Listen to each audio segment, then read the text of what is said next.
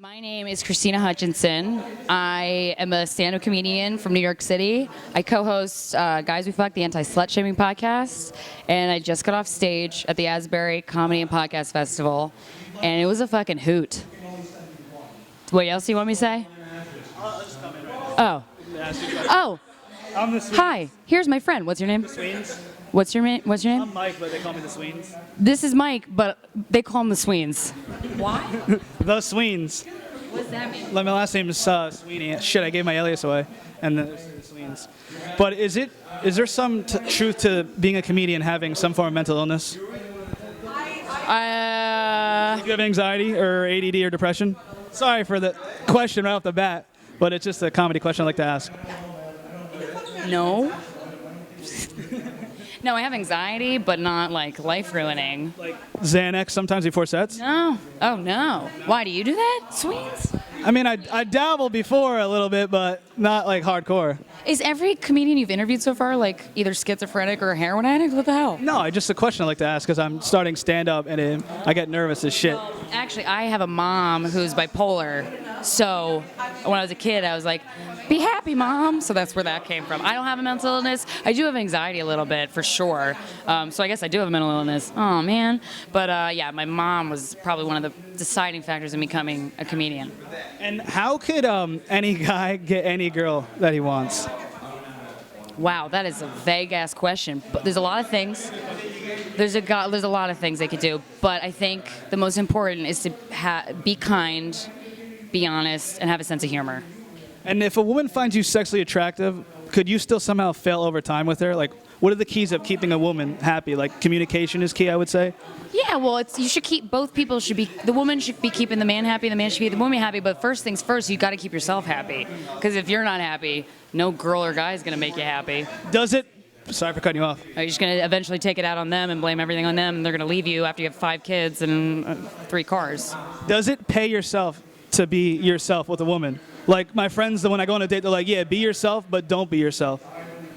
You should always be yourself, because then it's like, I'm going to find out eventually, and then we'll go from there. If yourself is great, then okay, you should have told me that earlier. But if yourself is horrible, then I'm going to be even more pissed that you lied.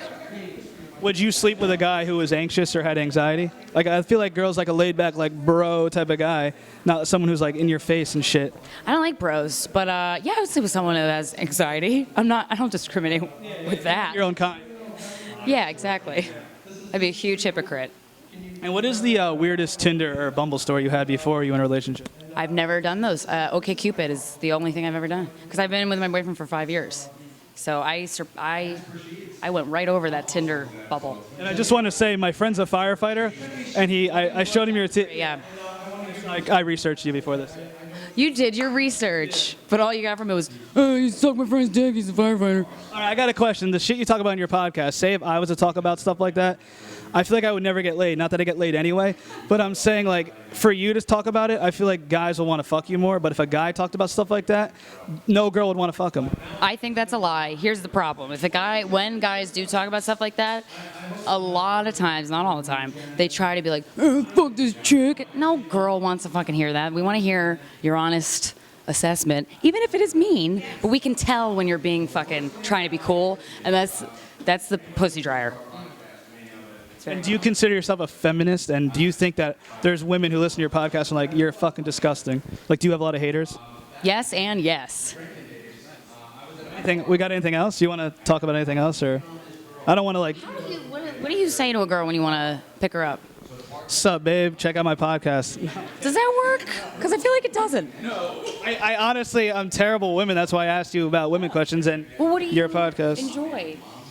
Radio, comedy. I don't like bars. I feel awkward in a bar, but like that's how like women talk to me in bars. But yeah, I don't know. Recently, I just messed up with a girl, so that's what I was asking. I made out with her the first night, and it's like a big step for me making out with a girl the first night. Okay. Like I don't, and then after that, I lost communication with her because my friends were like, "Yo, she's hot. Don't talk to her."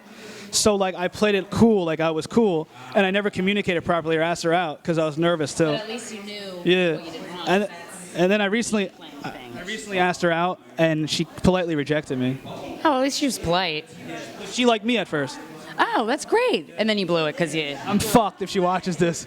This is too much. you're like, I don't want to fuck you. I'm not going to talk to you. And then eventually you're like, no, I still want to fuck you. And she's like, nope, bye.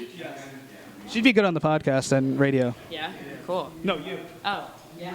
What else do I have?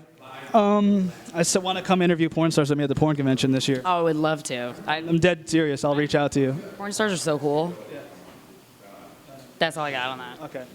I don't think I have anything else. I mean, Okay. This was fun. Sweet. yeah. You have a good time? Yeah, have a good time. Yeah. How does one get out of the friend zone? I want to ask you that.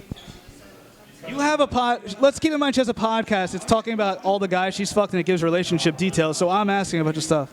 What? No, sometimes you're in the friend zone because a girl doesn't want to date you. So that you're not getting out of. You got to move on to another girl.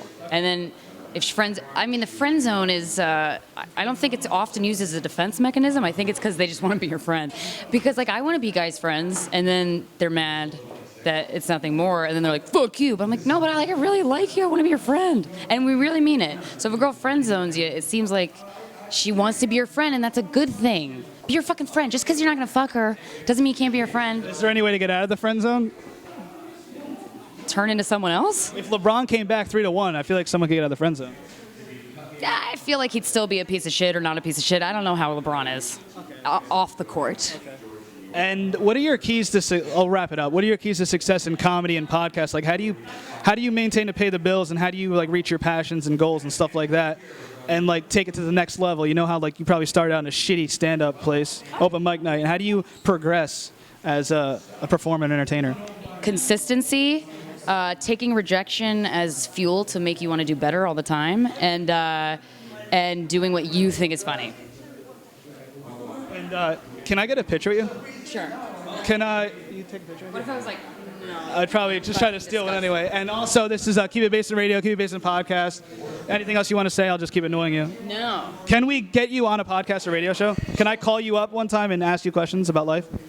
Yes. All right. Did I annoy her enough? Okay. Okay. Look at the picture. Okay. Thank you. Oh, blurry. Oh, damn it. We're still on. This is so embarrassing. Thank you so much. Yeah, Appreciate it. no problem. You did a great job up No, there. thank you. I appreciate it.